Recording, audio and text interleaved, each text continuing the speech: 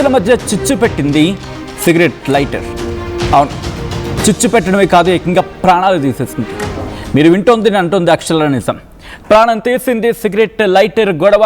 Friend కారుతో ఢీకొట్టి చంపేశాడు రోషన్ అనే వ్యక్తి. అసలు ఇంతకీ ఏం జరిగింది మాట్లాడుకుందాం. రోషన్, ప్రశాంత్ వీళ్ళిద్దరూ స్నేహితులు. క్రికెట్ ఆడుతూ ఉండగా ఇద్దరి మధ్య గొడవ ప్రారంభమైంది. మ్యాచ్ తర్వాత ఇద్దరు బాగానే ఉన్నారు, కలిసి బీరు కూడా కొట్టారు ఇద్దరు కలిసి. అయితే ఇంతవరకు బాగానే ఉంది, కానీ ఇక్కడే కథ పూర్తిగా అడ్డం తిరిగింది. సిగరెట్ లైటర్ కోసం ఫైట్ మొదలైంది. తర్వాత ఇద్దరు ఒకరి మీద ఒకరు బీర్ బాటిల్స్తో కొట్టేసుకున్నారు. ప్రశాంత్ బీర్ బాటిల్తో దాడి చేయడంతో రోషన్ గొంతుకి గాయమైంది. అక్కడి నుంచి వెళ్ళిపోయేందుకు కారు స్టార్ట్ చేశాడు రోషన్. అయితే రోషన్ కారును వెంబడించాడు ప్రశాంత్. ఫుట్ రెస్ట్ మీద నిలబడి, ఫుట్ రెస్ట్ ఉంటుంది కదా, ఫుట్ రెస్ట్ మీద నిలబడి కారుకు వేలాడాడు ప్రశాంత్. కారు స్పీడ్ రోడ్డు పక్కన చెట్టుని ఢీకొట్టిన సందర్భం, అంటే కారు స్పీడ్ పెంచడంతో రోడ్డు పక్కన ఉన్న చెట్టుని ఢీకొట్టి రోషన్ గాయాలైన పరిస్థితి ఉంది. తల, ఛాతీకి గాయాలయ్యే కావడంతో ప్రశాంత్ మృతి చెందాడు. డాష్బోర్డ్ కెమెరాలో ఈ దృశ్యాలు రికార్డ్ అయ్యాయి. బెంగళూరులో ఎలక్ట్రానిక్ సిటీలో ఈ ఘటన చోటు చేసుకుంది. దిస్ ఈస్ ఆ disturbing content, video description is highly advised.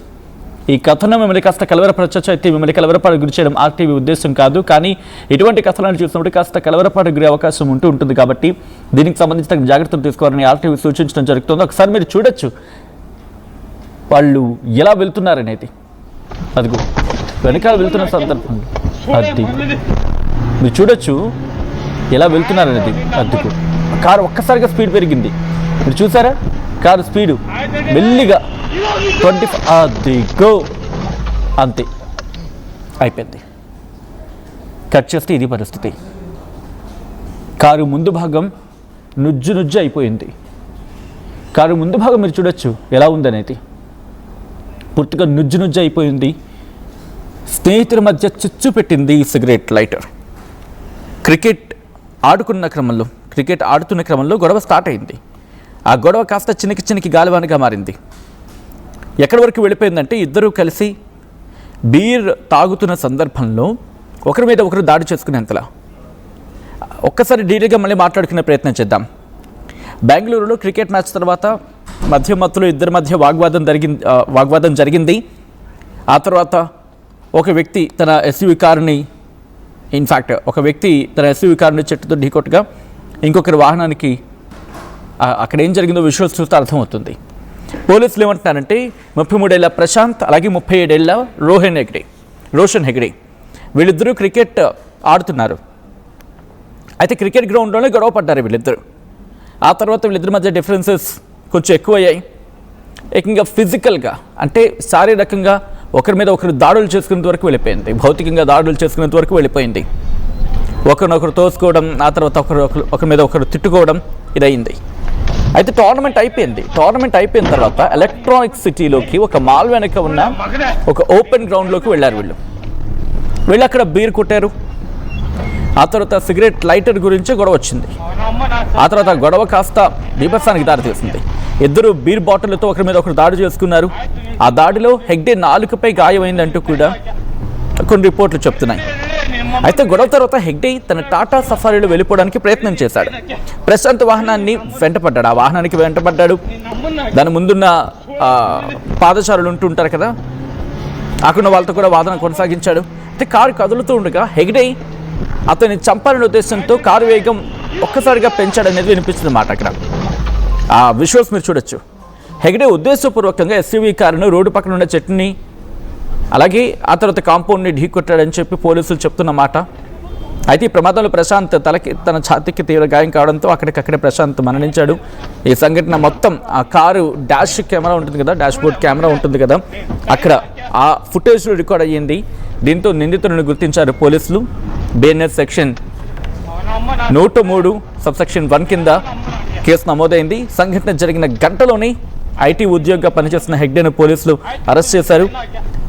అలాగే ఆ టాటా వెహికల్ ఏ కారెత్తి అతగాడు ఉపయోగించడం జరిగిందో ఆ వెహికల్ని కూడా స్వాధీనం చేసుకోవడం జరిగింది. ఇన్వెస్టిగేషన్ జరుపుతున్నట్టు కూడా పోలీసులు చెప్పుకొచ్చిన క్రమం.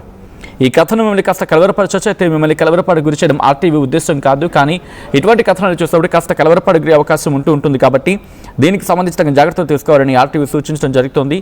దిస్ ఈస్ ఆ disturbing content, viewer description is highly advised. ఒక్కసారి ఆ దృశ్యాలు చూద్దాం.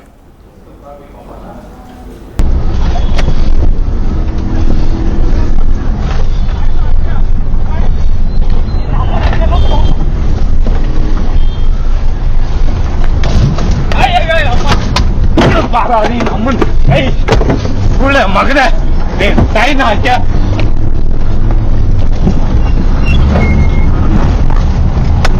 ಅವನಮ್ಮ ನಾ ಸತ್ರೆ ಅವನಮ್ಮ ನನಗೆ ಆಯ್ತು ನಿಲ್ಸು, ನೀನು ನಮ್ಮ ನಿಲ್ಸು, ಆಯ್ತು ನಿಲ್ಸು, ನೀನು ಟೈನ್ ಹಾಕ್ಯ ನಡಿ ನಡಿ ನಿಮ್ಮಮ್ಮ ನಡಿ ಸುಳ್ಳೆ ಕೊಟ್ಟು ಸುಳ್ಳೆ ಮಗನೇ ನಡಿ, ನೀನು ಟೈನ್ ಹಾಕ್ಯ ನಡಿ, ನೀನು ನಮ್ಮನ್ನ ಹಾಕ್ಯ ಸುಳ್ಳೆ ಮಗನಿದೆ. ಆಯ್ತು ನಿನ್ನ ಅಮ್ಮನ್ ಆಯ್ತು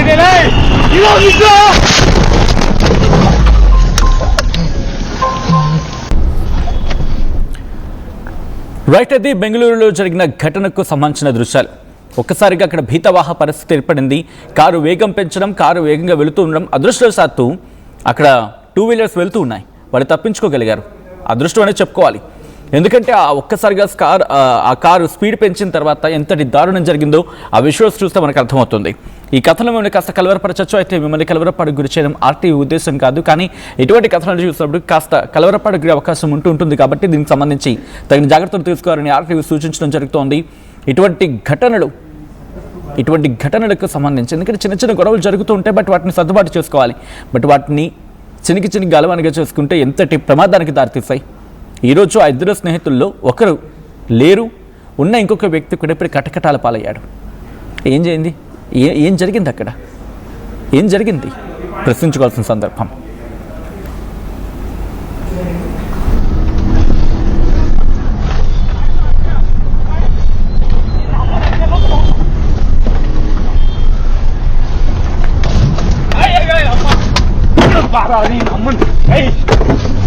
ಮಗನೇ ಟೈನ್ ಹಾಕ್ಯ